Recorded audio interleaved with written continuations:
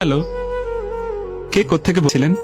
Hello Suman, আমি মা। ফোনটা ঘরে ফেলে গিয়েছিস, এত ভুলো মন হলে চলবে?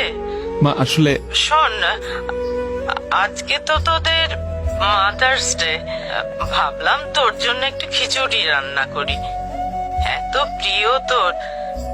কিন্তু রান্নাঘরে গিয়ে দেখি একটুও মুগ ডাল নেই। তুই বাসায় আসার সময় 1 কেজি মুগ ডাল আর একটা ফার্মের মুরগি নিয়ে আসিস। আচ্ছা না, 2 কেজি আনিস। থাকলো লেবু আনিস।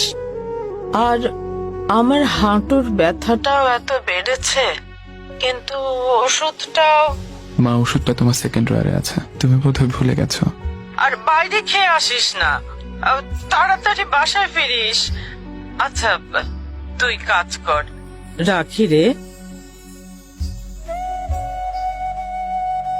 আসবো মা।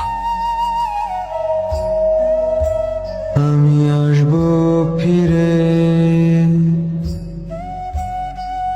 আমি আসবো ফিরে।